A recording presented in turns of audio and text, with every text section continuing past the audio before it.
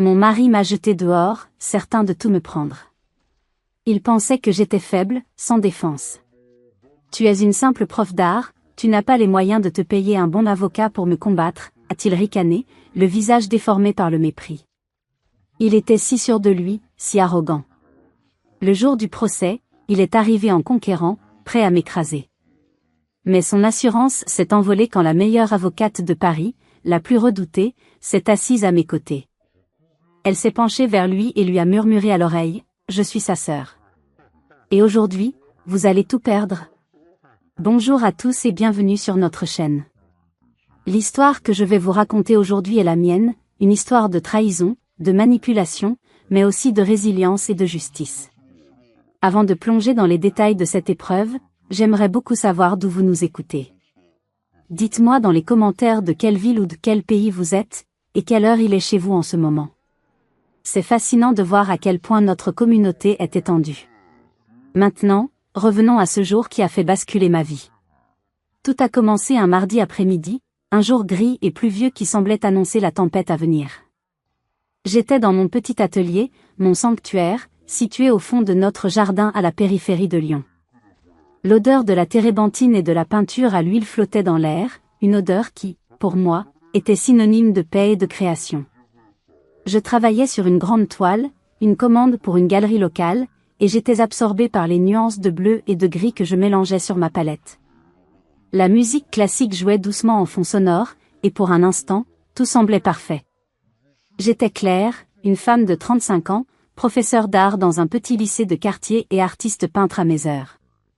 Une vie simple, mais une vie que j'aimais. La porte de l'atelier s'est ouverte brusquement, faisant grincer les gonds. Marc était là, debout sur le seuil. Mon mari depuis 10 ans. Il portait son costume de travail impeccable, mais son visage était fermé, dur comme de la pierre. Il n'a pas souri. Il n'a pas dit bonjour. J'ai immédiatement senti une vague de froid m'envahir, chassant la chaleur réconfortante de mon petit havre de paix. « Marc ? Tout va bien ?» ai-je demandé, posant mes pinceaux. Il a avancé dans la pièce, ses chaussures chères claquant sur le plancher en bois. Il a jeté un regard dédaigneux à ma toile en cours. « Toujours en train de jouer avec tes couleurs » a-t-il dit, sa voix dénuée de toute chaleur. Ce n'était pas une question, c'était un jugement. Il s'est arrêté devant moi et a posé un dossier en carton épais sur ma table de travail, juste à côté de mes tubes de peinture. Le bruit sec a résonné dans le silence. « C'est fini, Claire » a-t-il annoncé. Les mots étaient froids, précis, comme ceux d'un chirurgien annonçant un diagnostic fatal. « Je veux le divorce. » J'ai eu l'impression que le sol se dérobait sous mes pieds. Le divorce ? Nous avions eu des hauts et des bas, comme tous les couples, mais je n'avais jamais imaginé ça. J'ai cherché dans ses yeux une trace de tristesse, de regret, n'importe quoi. Il n'y avait rien. Juste une détermination glaciale. Quoi ? Mais, pourquoi, ai-je bégayé, ma propre voix me semblant étrangère. Il a eu un petit geste impatient de la main, comme pour balayer ma question insignifiante. Les raisons n'ont pas d'importance. C'est une décision d'affaires, maintenant. Ouvre le dossier. J'ai déjà tout préparé avec mon avocat. Mes mains tremblaient tellement que j'ai eu du mal à défaire le rabat du dossier. À l'intérieur, des pages et des pages de jargon juridique que je ne comprenais pas.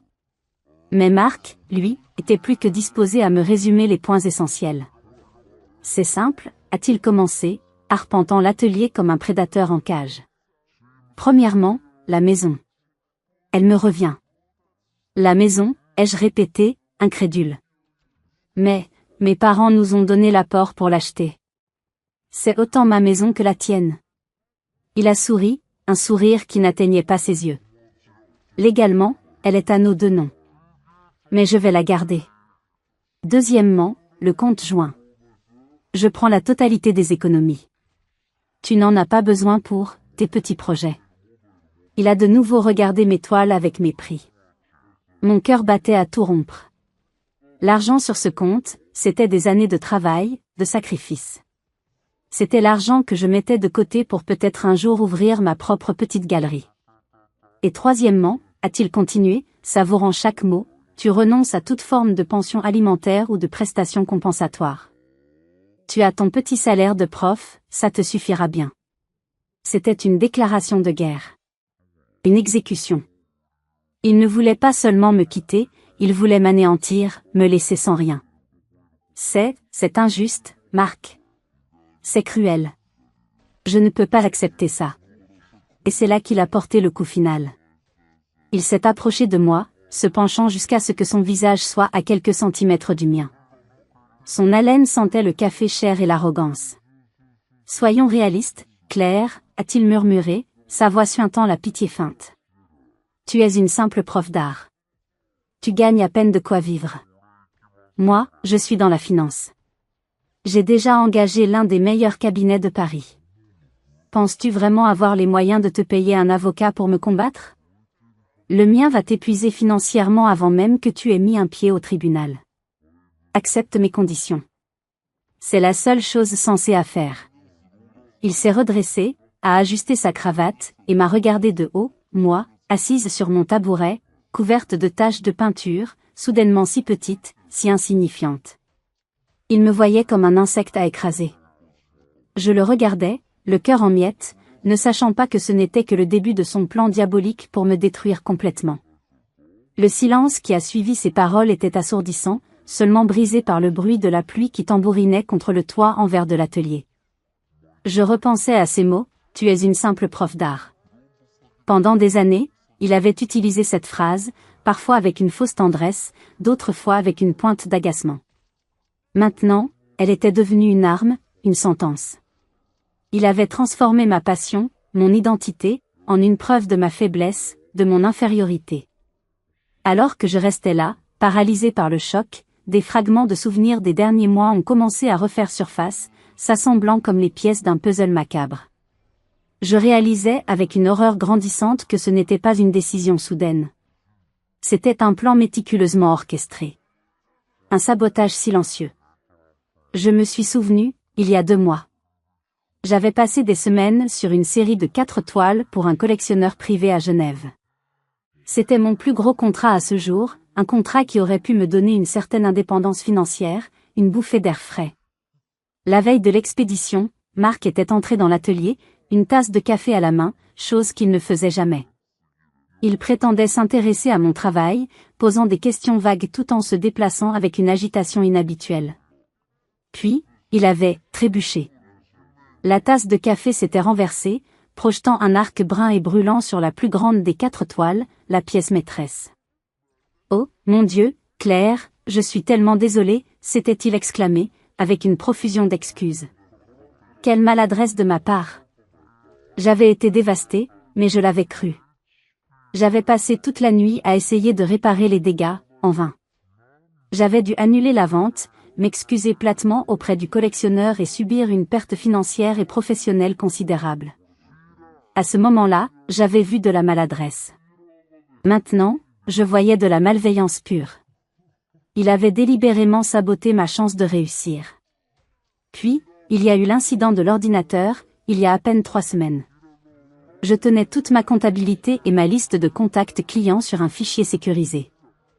Un soir, Marc m'a dit qu'il avait besoin d'utiliser mon ordinateur pour une urgence professionnelle.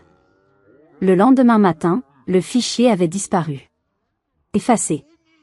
Introuvable. C'est étrange, avait-il dit, en haussant les épaules. Tu as dû faire une mauvaise manipulation. Tu sais bien que tu n'es pas très doué avec la technologie. Encore une fois, je l'avais cru. Je m'étais sentie stupide, incompétente. J'avais passé des jours à essayer de reconstituer ma liste de mémoire, perdant un temps précieux et probablement plusieurs clients potentiels. Il ne m'avait pas seulement fait perdre de l'argent, il m'avait fait douter de moi-même, de mes propres capacités. Il m'avait isolé, affaibli, brique par brique, sans que je ne m'en rende compte. Le souvenir le plus douloureux était celui d'une conversation avec Chloé, notre amie commune depuis l'université. Nous étions toutes les 3 inséparables à une époque. Il y a 1 mois, Chloé et moi avions pris un café. Je lui avais parlé de mes difficultés, du contrat raté, de mon sentiment que Marc s'éloignait de plus en plus. Chloé avait été étrangement distante. Tu sais, Claire, m'avait-elle dit en remuant son café, évitant mon regard, Marc travaille tellement dur pour vous deux. La finance, c'est un monde stressant. Peut-être que tu devrais être un peu plus compréhensive, un peu moins, centrée sur tes peintures. Ces mots m'avaient blessée. Je n'avais pas compris pourquoi elle prenait sa défense de manière si véhémente. Maintenant, c'était clair comme de l'eau de roche. Marc avait déjà commencé sa campagne de dénigrement. Il avait planté des graines de doute dans l'esprit de nos amis, me peignant comme une artiste égoïste et irresponsable, tandis qu'il jouait le rôle du mari dévoué et surchargé de travail.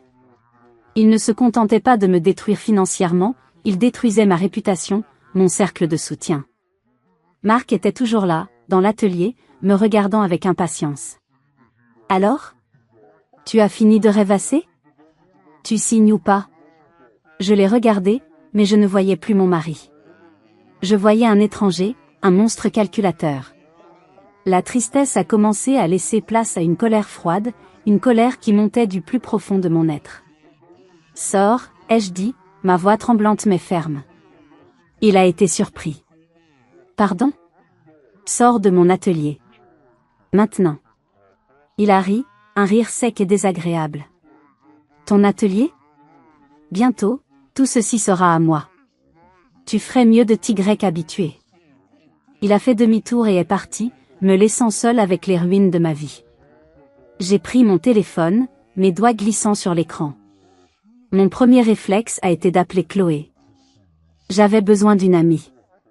Elle a répondu à la deuxième sonnerie. « Chloé ? C'est moi. Il faut que je te parle.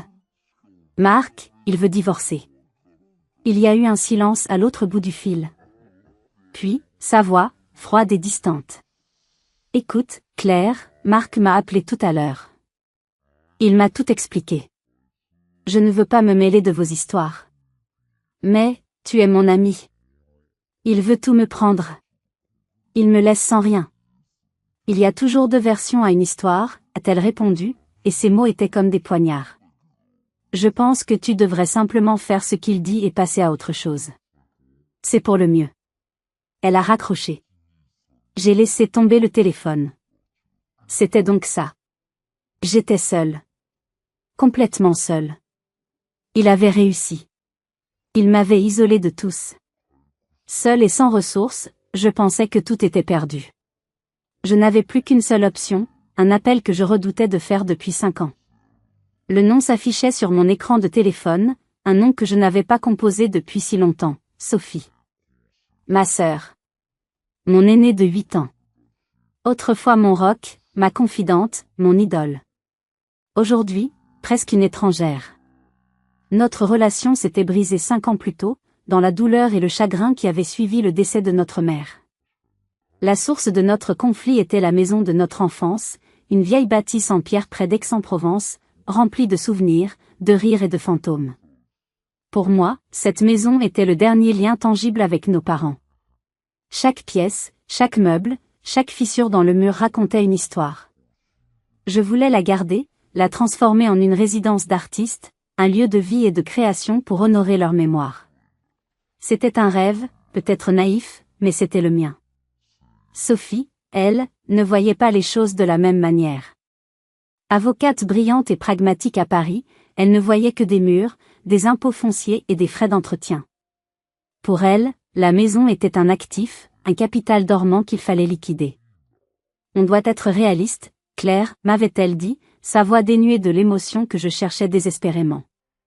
Vendre est la seule chose logique à faire. On partage l'argent et on avance. Avancer, avais-je crié, les larmes aux yeux. Comment peux-tu parler d'avancer comme si leur vie n'avait été qu'une transaction financière ? La dispute avait été terrible, envenimée par le chagrin. Des mots cruels avaient été échangés. Je l'avais accusée d'être froide et sans cœur, elle m'avait traité d'éternelle rêveuse incapable de faire face à la réalité.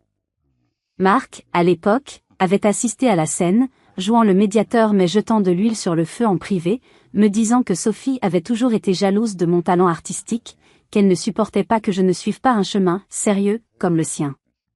J'avais été stupide de le croire. Depuis ce jour, un mur de glace s'était érigé entre ma sœur et moi. Nous nous contentions d'échanger des cartes de vœux polis à Noël et pour nos anniversaires. Rien de plus.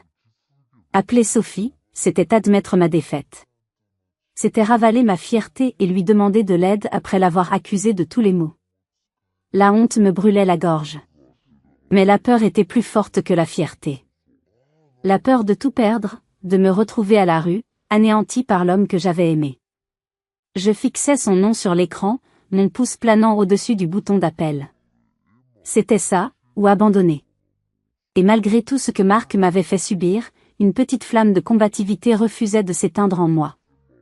J'ai pris une profonde inspiration et j'ai appuyé. La sonnerie a retenti 1 fois, 2 fois. Chaque son était une torture. J'imaginais déjà sa secrétaire me répondre d'une voix sèche, ou tomber directement sur sa messagerie vocale. Puis, à la 3e sonnerie, une voix a répondu.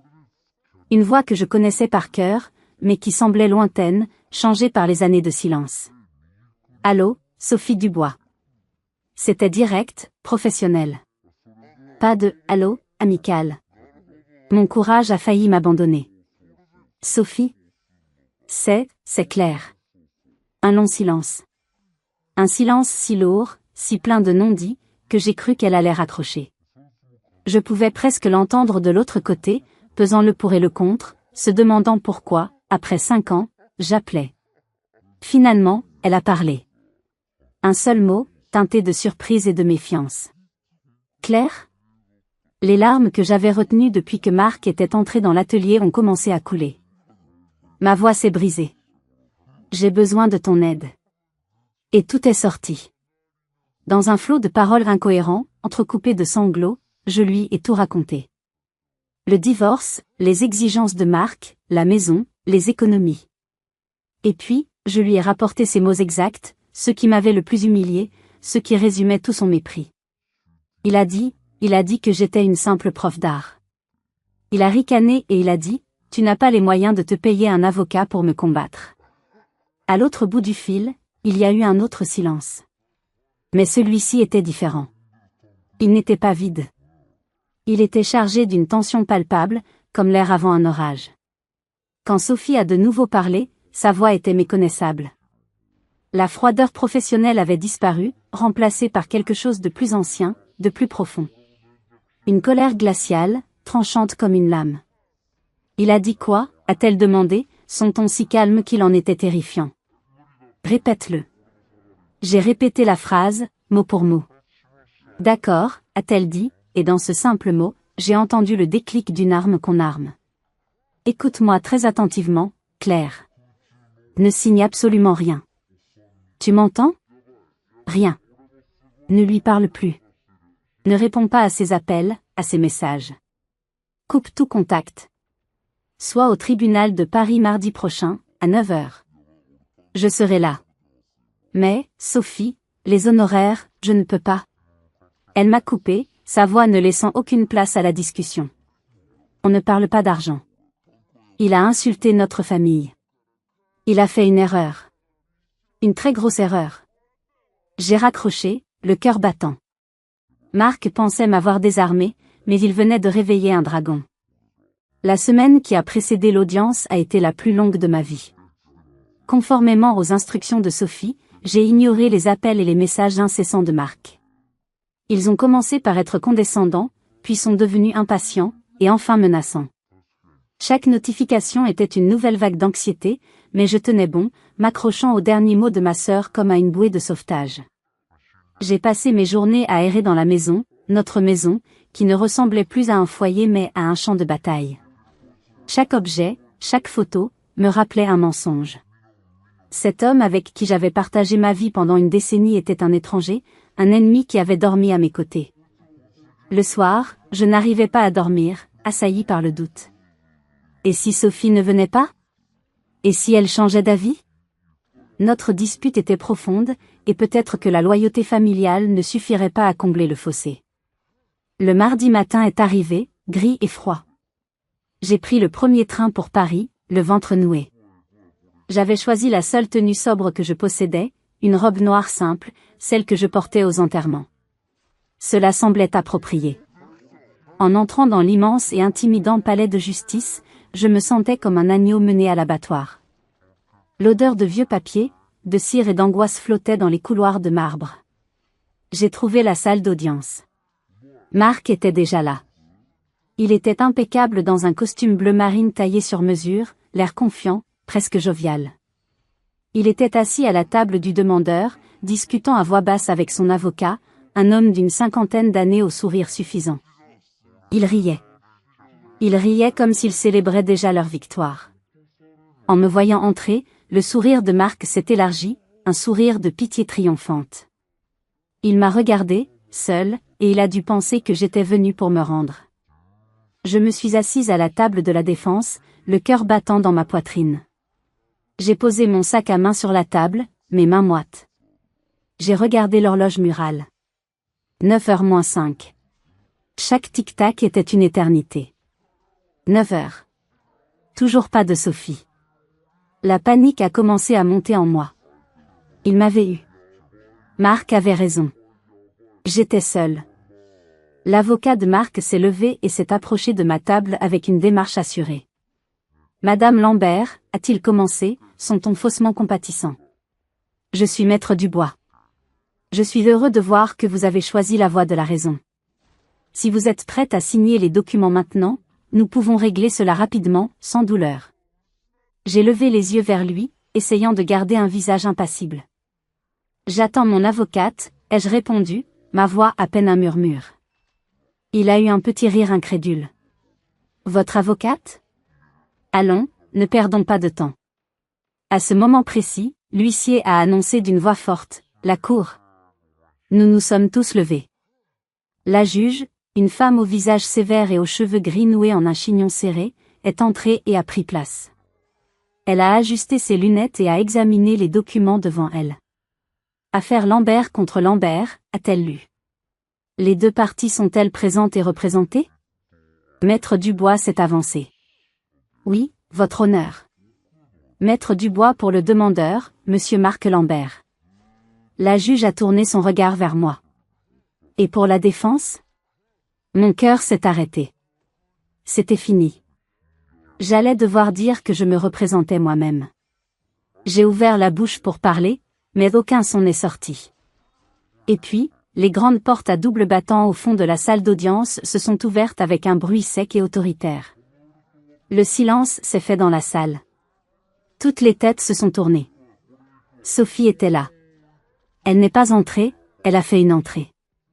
Elle portait un tailleur pantalon noir d'une coupe parfaite, des talons hauts qui claquaient sur le sol en marbre avec une confiance absolue. Ses cheveux bruns étaient relevés en un chignon impeccable, et son visage, que je connaissais si bien, était un masque de détermination froide. Elle avançait dans l'allée centrale comme si la salle d'audience lui appartenait. J'ai tourné mon regard vers Marc. Son visage avait perdu toutes ses couleurs.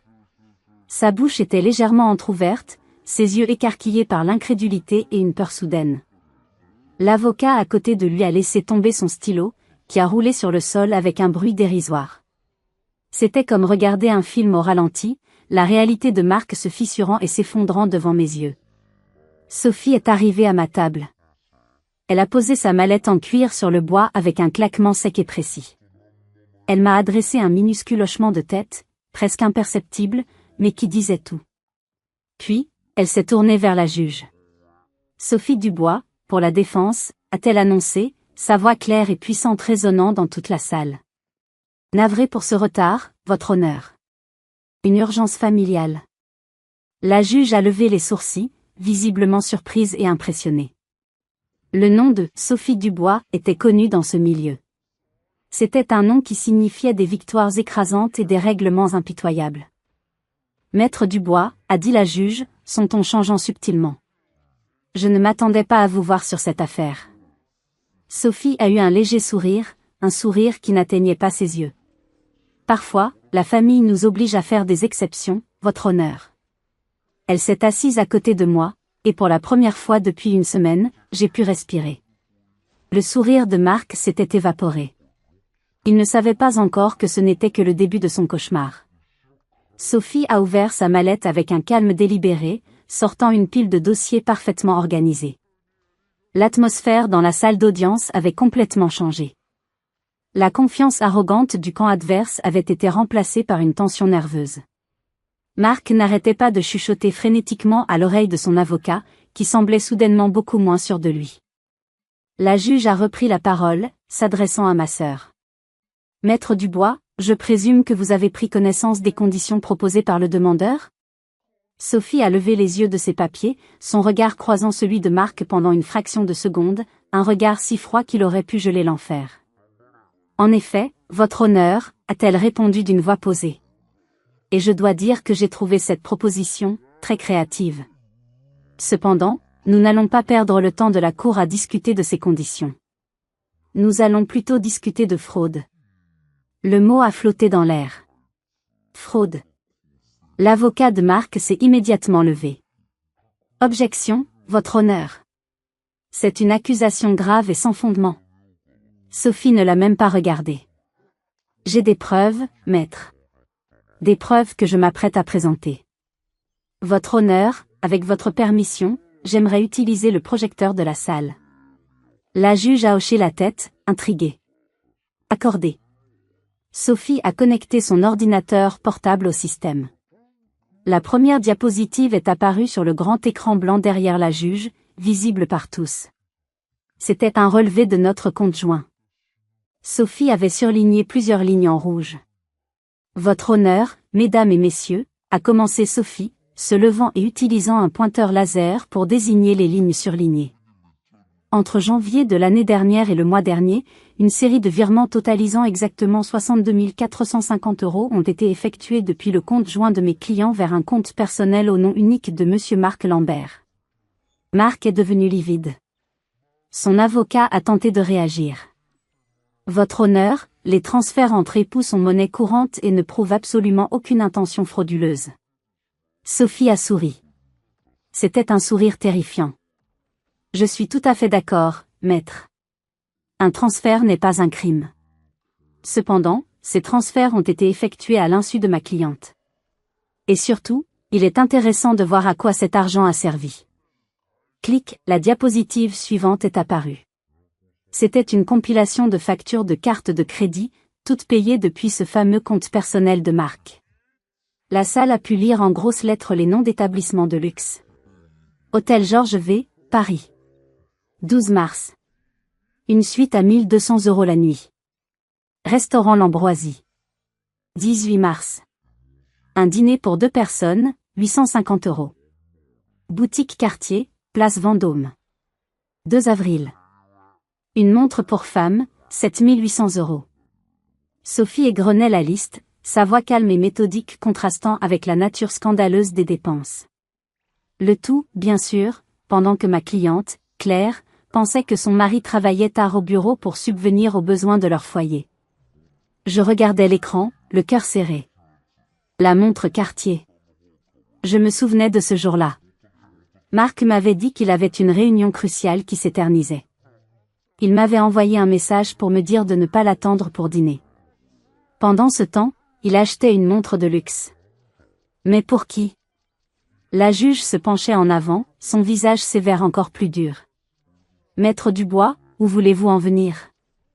J'y viens, votre honneur, a répondu Sophie. Ces dépenses somptuaires n'étaient pas pour le bénéfice du couple. Elles étaient destinées à financer une relation extra-conjugale. Un murmure a parcouru la salle. L'avocat de Marc était de nouveau debout, bégayant des protestations. Ce sont des insinuations. Des calomnies. Il n'y a aucune preuve de ce que vous avancez. Vraiment, maître, a demandé Sophie, un sourcil arqué. Vous parlez de preuves? Clic. La salle était silencieuse, mais le coup de grâce n'était pas encore venu. Sophie a alors projeté la diapositive suivante en disant « Maintenant, passons aux preuves photographiques ». La première photo est apparue. Elle était d'une clarté parfaite, visiblement prise par un professionnel. On y voyait Marc, sortant de l'hôtel Georges V, tenant la main d'une femme. Une femme élégante, blonde. Au poignet de cette femme brillait la montre Cartier. C'était Élodie. Sa patronne. Mon souffle s'est coupé. Je la connaissais. Marc me l'avait présentée lors d'un dîner d'entreprise. Ma mentor, avait-il dit. Clic, une autre photo. Marc et Élodie attablés à l'ambroisie, un verre de champagne à la main, se regardant avec une intimité qui ne laissait aucune place au doute. Clic, une autre. Eux deux, s'embrassant passionnément dans la rue, juste avant de monter dans un taxi. La date et l'heure étaient incrustées sur chaque photo. C'était un dossier méticuleux, une documentation de plusieurs mois de mensonges et de trahisons. Sophie a laissé les photos s'afficher pendant un long moment, laissant le poids de la preuve s'installer. L'adultère en soi n'est peut-être plus un crime, votre honneur, a-t-elle finalement dit, sa voix résonnant dans le silence glacial. Mais utiliser les fonds matrimoniaux, l'argent durement gagné et économisé par ma cliente, pour financer cette liaison, c'est un détournement de fonds. C'est une fraude. Et cela, c'est un délit. Marc avait la tête entre les mains. Son monde s'écroulait en direct, sous les yeux de tous. La salle était silencieuse, mais le coup de grâce n'était pas encore venu. Sophie a alors projeté la diapositive suivante en disant « Maintenant, passons aux preuves photographiques ». La salle d'audience était pétrifiée. Les photos de Marc et Élodie, affichées en grand format, étaient une preuve irréfutable de sa trahison. Mais Sophie n'avait pas l'intention de s'arrêter là. Elle voulait déconstruire l'image de Marc, non seulement en tant que mari infidèle, mais aussi en tant qu'homme. Elle voulait exposer la noirceur de son âme. L'image est une chose, votre honneur, a continué Sophie, sa voix toujours aussi calme et mesurée. Mais les mots, parfois, sont encore plus révélateurs. Ils nous montrent la véritable nature d'une personne. L'avocat de Marc, sentant le danger, a tenté une nouvelle fois d'intervenir. Votre honneur, nous ne savons pas d'où viennent ces photos. Elles pourraient être truquées. Et maintenant, elle veut nous faire écouter des ragots ? Sophie l'a regardé avec un mélange de pitié et d'amusement. Maître, ces photos ont été prises par un détective privé agréé, dont le rapport est ici, à votre disposition. Quant au ragot, il s'agit d'un enregistrement audio. Et avant que vous ne criez à l'illégalité, laissez-moi vous préciser qu'il a été obtenu légalement, dans un lieu public. Elle a fait un signe à l'huissier, qui a activé le système audio de la salle. Un silence tendu s'est installé. Puis, une voix a retenti. La voix de Marc. Claire, nette, indubitable. Non, mais tu te rends compte ? Claire est tellement naïve. Elle est là, dans son petit atelier, à barbouiller d'étoiles, persuadée que son « art va la sauver ». C'est presque touchant de bêtises. Un rire a suivi. Un rire gras, méprisant. La voix d'un autre homme, que je ne connaissais pas, a répondu, elle ne se doute de rien pour le divorce. Rien du tout, a repris la voix de Marc. Elle pense qu'on est juste dans une mauvaise passe. Le moment venu, je vais tout lui prendre. La maison, le fric, elle finira sans rien. Juste avec ses pinceaux et ses regrets. Ce sera trop facile. Elle est trop faible pour se battre. J'ai fermé les yeux, une douleur aiguë me transperçant la poitrine. Entendre sa trahison de sa propre voix était 1000 fois pire que de la voir en photo. C'était la confirmation de son mépris total, de sa cruauté planifiée. J'ai jeté un coup d'œil à travers la salle et j'ai vu Chloé, notre amie commune. Elle était assise au fond, le visage décomposé. Elle comprenait enfin. Elle comprenait qu'elle n'avait été qu'un pion dans le jeu de Marc, qu'il l'avait manipulée pour m'isoler davantage. Ses yeux ont croisé les miens, remplis de honte et de regret. Je n'ai ressenti aucune satisfaction, juste une immense tristesse. Sophie a arrêté l'enregistrement. Conversation enregistrée au Café de Flore, à Paris, le 22 mai dernier, a-t-elle précisé pour le compte-rendu. Comme vous pouvez l'entendre, il ne s'agit pas d'un simple divorce. Il s'agit d'un plan prémédité visant à dépouiller ma cliente de tous ses biens, en se basant sur sa prétendue faiblesse. Marc était rouge de fureur. Il s'est levé d'un bond, pointant un doigt accusateur vers Sophie. C'est une violation de ma vie privée. C'est inadmissible. Vous n'avez pas le droit. Asseyez-vous, monsieur Lambert, a tonné la juge, sa voix ne tolérant aucune réplique. Marc s'est rassis, tremblant de rage. Sophie a continué, imperturbable. Mais ce n'est pas tout. Monsieur Lambert n'a pas seulement trompé et humilié ma cliente. Il a aussi tenté de la saboter professionnellement. Elle a projeté une série de mails. Des échanges entre Marc et le collectionneur de Genève, celui dont j'avais perdu le contrat.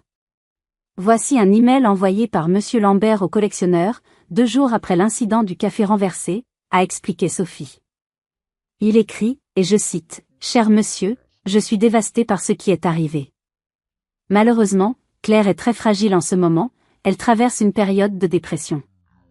Je crains qu'elle ne soit plus en mesure d'honorer des commandes de cette ampleur. Mon sang s'est glacé. Il n'avait pas seulement détruit ma toile. Il avait détruit ma réputation. Il m'avait fait passer pour une personne instable, indigne de confiance. C'était diabolique.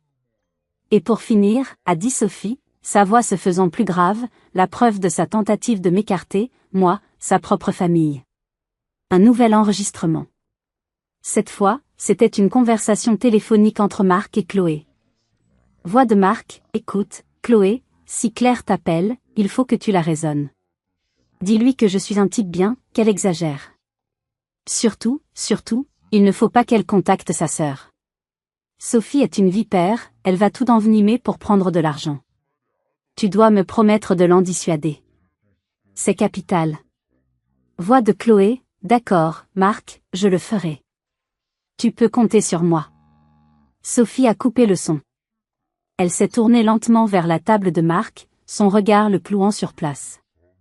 Non seulement vous avez prévu de ruiner ma cliente, votre épouse, a-t-elle dit, chaque mot tombant comme une sentence, mais vous avez activement manipulé son cercle d'amis pour l'isoler et vous assurer qu'elle ne puisse pas obtenir l'aide de sa propre famille. Vous avez tout fait pour qu'elle soit seule, terrifiée et sans défense. Marc tremblait de rage et de peur. Il pensait avoir tout entendu, mais ma sœur gardait le meilleur pour la fin, une preuve qui ne le mènerait pas seulement à la ruine, mais directement en prison. Le silence dans la salle d'audience était total, presque sacré. On aurait pu entendre une mouche voler. La juge regardait Marc avec un dégoût non dissimulé. Son avocat feuilletait ses papiers sans but, le visage défait, sachant pertinemment que la partie était perdue. Mais il ne savait pas à quel point. Sophie est restée debout, dominant la scène de toute sa prestance. Elle a pris une pause, laissant la tension monter à son paroxysme. C'était une tacticienne hors pair, une maîtresse du drame judiciaire. Votre honneur, a-t-elle repris, sa voix résonnant avec une nouvelle gravité. Jusqu'à présent, nous avons établi un schéma de comportement basé sur la tromperie, la manipulation émotionnelle et la fraude financière. Des actes moralement répréhensibles, et pour certains, légalement condamnables. Mais ce que je m'apprête à vous présenter maintenant dépasse tout cela. Nous n'entrons plus dans le domaine du litige civil. Nous entrons dans celui du droit pénal. À ces mots, Marc a relevé la tête, un éclair de panique pure dans les yeux. Il a compris que la situation venait de basculer dans une autre dimension. Sophie a projeté un nouveau document à l'écran. C'était une demande de prêt à la consommation, datée de 6 mois auparavant, auprès d'une grande banque française. Le montant était de 50 000 €. Le nom de l'emprunteur était le mien, Claire Lambert. Et la garantie pour ce prêt était une hypothèque de second rang sur notre maison. Je regardais le document, abasourdi. Je n'avais jamais vu ce papier de ma vie. Je n'avais jamais demandé un tel prêt. Ma cliente, Claire Lambert, n'a jamais mis les pieds dans cette banque, a déclaré Sophie. Elle n'a jamais rempli ce formulaire. Et surtout, elle n'a jamais signé ce document. Elle a zoomé sur le bas de la page, sur la case réservée à la signature. Mon nom y était écrit, d'une écriture qui ressemblait étrangement à la mienne, mais qui n'était pas la mienne. Son mari, Monsieur Marc Lambert, a imité sa signature, a affirmé Sophie. Objection, a crié l'avocat de Marc, se levant avec l'énergie du désespoir. C'est une accusation monstrueuse. Vous n'avez aucune preuve de cela. C'est sa parole contre la sienne. Sophie a eu un sourire glacial. Oh, mais j'ai bien mieux que sa parole, maître. J'ai la science. Clic, la diapositive suivante montrait un rapport officiel, avec l'entête d'un cabinet d'experts en graphologie assermenté auprès des tribunaux. Le rapport comparait la signature du document de prêt avec des dizaines d'échantillons de ma véritable signature, provenant de ma carte d'identité, de mon passeport, de contrat de travail. Les conclusions étaient affichées en gras, surlignées en jaune pour que personne ne puisse les manquer. Conclusion, la signature apposée sur le document de demande de prêt est une imitation. Elle n'a pas été réalisée par la main de Madame Claire Lambert. Probabilité de contrefaçon, 99,9%. Le souffle de Marc s'est échappé dans un sifflement. C'était fini. Il était piégé. La falsification de documents et l'usurpation d'identité, votre honneur, a continué Sophie, sa voix martelant chaque syllabe, sont des crimes fédéraux. Ils sont passibles de plusieurs années d'emprisonnement et de lourdes amendes. Monsieur Lambert n'a pas seulement volé sa femme. Il a commis un crime contre l'État. Elle s'est alors tournée, non pas vers la juge, mais directement vers Marc. Elle a marché lentement jusqu'à sa table, et s'est penchée vers lui, sa voix n'étant plus qu'un murmure venimeux, mais que toute la salle pouvait entendre grâce au micro de son revers. Vous avez dit que ma sœur était trop pauvre pour vous affronter. Vous aviez raison. Elle n'avait pas les moyens. C'est pour ça qu'elle n'a rien eu à payer.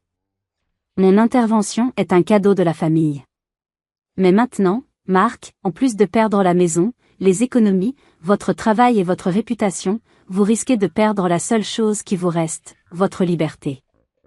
Elle s'est redressée et est retournée à sa place, me laissant, ainsi que toute la salle, dans un silence de mort.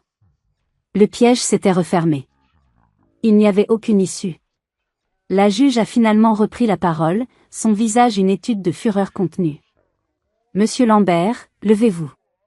Marc s'est levé, chancelant, ses jambes semblant à peine le soutenir. Compte tenu des preuves accablantes présentées aujourd'hui, cette cour. Le marteau du juge était sur le point de tomber, mais Sophie avait une dernière surprise, une annonce qui allait détruire la dernière once de réputation de Marc. Elle a levé la main. Pardonnez-moi, votre honneur. Un dernier point, si vous le permettez. Il concerne la destination de ces 50 000 € obtenus frauduleusement. Tous les regards se sont de nouveau tournés vers l'écran. La juge, visiblement intriguée par ce dernier rebondissement, a fait un signe de tête à Sophie pour qu'elle continue. Ces 50 000 €, obtenus en usurpant l'identité de ma cliente, n'ont pas servi à payer des dettes ou à faire des investissements, a expliqué Sophie. Ils ont été immédiatement transférés sur un autre compte. Elle a projeté un nouveau relevé bancaire. Le virement de 50 000 € était clairement visible. Et le bénéficiaire de ce virement était une société nommée ELM Consulting. ELM Consulting, a poursuivi Sophie, est une petite société de conseil créée il y a 1 an. Une société qui, curieusement, n'a qu'une seule employée et dirigeante. Elle a projeté l'extrait du registre du commerce. Le nom de la dirigeante est apparu en grosses lettres, Élodie Le Marchand. La maîtresse de Monsieur Lambert, a précisé Sophie pour que tout le monde comprenne bien. En d'autres termes, Monsieur Lambert a commis un crime fédéral pour voler de l'argent à sa femme afin de financer l'entreprise de sa maîtresse. Il ne s'agit plus seulement de fraude matrimoniale. Il s'agit d'une conspiration criminelle. Ce fut le coup de grâce. L'avocat de Marc s'est affalé sur sa chaise, la tête entre les mains. Il avait abandonné. Marc, lui, regardait le vide, son visage une toile blanche de défaite absolue. Il n'avait pas seulement été démasqué, il avait été disséqué, exposé dans toute sa bassesse. La juge a frappé un grand coup de marteau sur son pupitre. Le son a claqué dans le silence. Assez, a-t-elle déclaré, sa voix tremblant de colère. Cette cour a entendu suffisamment d'horreur pour une journée. Sur la question du divorce, le jugement est sans appel. La totalité des biens matrimoniaux, y compris la résidence principale et l'intégralité des comptes joints, est attribuée à Madame Claire Lambert. Monsieur Lambert est condamné à rembourser la somme de 62 450 € détournés, plus les intérêts légaux. Il est également condamné à payer l'intégralité des frais de justice, y compris les honoraires de l'avocate de la défense. Elle a fait une pause, son regard fusillant Marc. Quant aux accusations criminelles de falsification de documents, d'usurpation d'identité et de conspiration en vue de commettre une fraude, je transmets immédiatement ce dossier au procureur de la République. Monsieur Lambert, vous n'êtes pas autorisé à quitter le territoire. Une enquête pénale sera ouverte dès aujourd'hui. L'audience est levée. Un autre coup de marteau. C'était fini. Alors que les gens commençaient à sortir, 2 policiers en civil se sont approchés discrètement de Marc. Ils lui ont parlé à voix basse, et je l'ai vu hocher la tête, le corps vidé de toute son arrogance. Il m'a jeté un dernier regard, un regard où se mêlait la haine, l'incrédulité, pour la première fois, la peur. Puis ils l'ont escorté hors de la salle. Je suis restée assise, tremblante, le contre-coup de l'adrénaline me frappant de plein fouet. J'avais gagné. J'avais tout gagné. Mais je ne ressentais aucune joie, seulement un immense vide et une profonde fatigue. Sophie a posé une main sur mon épaule. Ça va aller, Claire. C'est terminé. Je me suis tournée vers elle, les larmes coulant enfin sur mes joues. Des larmes de soulagement, de tristesse, de gratitude. Merci, Sophie. Je ne sais pas comment. Chut, a-t-elle dit doucement. Tu n'as pas à me remercier. C'est ce que les sœurs font. Ce soir-là, pour la première fois en 5 ans, nous avons dîné ensemble. Dans un petit bistrot parisien, loin du faste et des mensonges du monde de Marc. Nous n'avons pas beaucoup parlé du procès. Nous avons parlé de notre enfance, de nos parents, des étés passés en Provence. Nous avons parlé de nos regrets, des mots que nous n'aurions jamais dû dire. J'ai été stupide à propos de la maison, ai-je avoué, en regardant mon verre de vin. J'étais tellement accrochée au passé. Et moi, j'ai été froide et distante, a-t-elle répondu. J'étais tellement absorbée par ma carrière, par la logique, que j'ai oublié l'essentiel. Elle a tendu la main par-dessus la table et a pris la mienne. Ses doigts étaient chauds, forts. La famille, c'est tout ce qui compte, Claire. C'est la seule chose qui reste quand tout le reste s'effondre. On ne laisse personne faire du mal au nôtre. Plus jamais. Ce soir-là, je n'ai pas seulement récupéré ma maison et mon argent. J'ai récupéré ma sœur. Et c'était la plus grande victoire de toutes.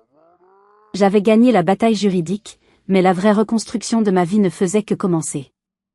Les mois qui ont suivi le procès ont été une période de transition étrange, un mélange de libération et de deuil. Libération de l'emprise toxique de Marc, mais deuil de la vie que je croyais avoir, des 10 années que j'avais investies dans un mensonge. La maison, qui avait été le théâtre de tant de tensions, est redevenue mon sanctuaire. J'ai passé des semaines à la réorganiser, à enlever toute trace de lui. J'ai repeint les murs, changé les meubles, et transformé son ancien bureau en une extension de mon atelier, une pièce baignée de lumière où je pouvais travailler sur de plus grandes toiles. C'était un processus de purification, une façon de me réapproprier mon espace et ma vie. Mon travail est devenu mon exutoire. Toute la douleur, la colère, la trahison, je les ai déversées sur mes toiles. Mes peintures ont changé. Elles sont devenues plus audacieuses, plus expressives, plus honnêtes. Et les gens l'ont remarqué. La galerie locale qui m'avait soutenue a organisé une exposition de mes nouvelles œuvres. Le soir du vernissage, j'étais terrifiée. C'était la première fois que je me montrais publiquement depuis le scandale, qui avait fait quelques vagues dans la presse locale. Mais l'accueil a été incroyablement chaleureux. Les gens ne voyaient pas une victime, ils voyaient une artiste dont le travail avait acquis une nouvelle profondeur, une nouvelle force. L'exposition a été un succès retentissant. J'ai tout vendu. Pour la première fois de ma vie, j'étais complètement indépendante financièrement, grâce à mon art. Ma relation avec Sophie s'est épanouie. Nous nous appelions presque tous les jours. Elle venait à Lyon un week-end sur 2, où je montais à Paris. Nous avons rattrapé le temps perdu, reconstruisant notre complicité brique par brique. Nous avons finalement décidé de vendre la maison de nos parents, mais cette fois, c'était une décision commune, prise dans la paix et le respect mutuel. Nous avons utilisé une partie de l'argent pour créer une petite fondation au nom de notre mère, une bourse pour aider les jeunes artistes en difficulté. C'était la meilleure façon de lui rendre hommage. Chloé est venue me voir une semaine après le procès. Elle était en larmes, pleine de remords. Elle m'a tout raconté, comment Marc l'avait manipulée, lui avait menti pendant des mois. J'aurais pu lui en vouloir, mais je n'ai ressenti que de la pitié. Elle aussi avait été une victime de sa perversité. Je lui ai pardonné. Notre amitié ne serait plus jamais la même, mais la rancœur était un fardeau que je ne voulais plus porter. Quant à Marc, la justice a suivi son cours. Il a été condamné à 2 ans de prison ferme pour fraude et falsification de documents. Élodie, sa complice, a également été poursuivie et a écopé d'une peine avec sursis et d'une lourde amende, en plus d'avoir perdu son emploi et sa réputation. J'ai reçu une lettre de Marc, écrite depuis sa cellule. C'était un long plaidoyer rempli d'apitoiement sur son sort et de tentatives de rejeter la faute sur les autres. Il ne demandait pas pardon pour ce qu'il m'avait fait, mais pour s'être fait prendre. Je l'ai lu une fois, puis je l'ai brûlé dans la cheminée, regardant les cendres de notre passé s'envoler en fumée. 1 an après le divorce, alors que je commençais enfin à me sentir entière à nouveau, j'ai rencontré quelqu'un. C'était inattendu. Je ne cherchais rien. J'étais à une foire d'art contemporain quand un homme a entamé la conversation devant une de mes toiles. Il s'appelait Lucas, il était architecte. Il parlait de l'art avec une passion et une sensibilité qui m'ont immédiatement touchée. Il n'était pas impressionné par le succès ou l'argent, il était fasciné par le processus de création, par l'émotion derrière les couleurs. Nous avons commencé à nous voir. C'était une relation lente, douce, construite sur des conversations interminables, des promenades au bord du Rhône et un respect mutuel profond. Je lui ai raconté mon histoire, sans rien cacher. Il m'a écouté attentivement, sans jugement. Il a vu mes cicatrices, mais il a aussi vu ma force. Avec lui, je n'étais pas la pauvre femme qui s'est fait avoir, j'étais Claire, l'artiste, la femme résiliente. Il m'a aidé à comprendre que la confiance n'était pas une faiblesse, et que le véritable amour ne cherchait pas à diminuer l'autre, mais à l'aider à briller. La vie était belle, mais une dernière nouvelle concernant Marc et Élodie allait apporter une conclusion finale et satisfaisante à toute cette histoire. 2 ans après sa condamnation, Marc a été libéré de prison pour bonne conduite. J'ai appris la nouvelle par Sophie, qui gardait un œil distant sur le dossier. Une partie de moi a ressenti une vieille angoisse, la peur irrationnelle qu'il puisse revenir dans ma vie. Mais cette peur s'est vite dissipée. J'avais changé. J'étais plus forte, et ma vie était désormais bien remplie, protégée par l'amour de Lucas et la vigilance de ma sœur. Quelques mois après sa sortie, une nouvelle affaire a éclaté dans la presse financière. Une enquête de grande envergure avait mis au jour un réseau de délits d'initiés et de manipulation de marché au sein de l'ancienne société de Marc et Élodie. Le nom d'Élodie le marchand était au centre de l'affaire. L'enquête, qui avait été déclenchée à l'origine par les révélations faites lors de mon procès en divorce, avait tiré sur un fil qui avait fini par défaire toute une pelote de corruption. Il s'est avéré que leur relation n'était pas seulement une liaison amoureuse, mais un partenariat criminel. Élodie utilisait sa position pour obtenir des informations confidentielles, et Marc, avec son expertise financière, les exploitait pour réaliser des profits illégaux. Le prêt frauduleux de 50 000 € n'était qu'une goutte d'eau dans un océan de malversation. Ils avaient trompé des investisseurs, ruiné des petites entreprises et manipulé des vies pour leur propre cupidité. En apprenant cela, j'ai ressenti un sentiment étrange. Ce n'était pas de la joie, ni de la vengeance. C'était une forme de validation. Mon drame personnel, ma douleur intime, avait involontairement servi un but plus grand. En me battant pour moi-même, j'avais, sans le savoir, initié un processus qui allait exposer des criminels et rendre justice à de nombreuses autres victimes anonymes. Élodie a été condamnée à une peine de prison bien plus lourde que celle de Marc. Lui, ayant coopéré avec la justice pour obtenir une peine réduite, a été impliqué comme témoin. Son nom a été traîné dans la boue une nouvelle fois. Il n'était plus le financier arrogant et puissant, mais un simple pion, un homme brisé qui avait tout perdu par sa propre faute. Je me suis rendu compte que la meilleure vengeance n'était pas de le voir souffrir, mais de le voir devenir insignifiant.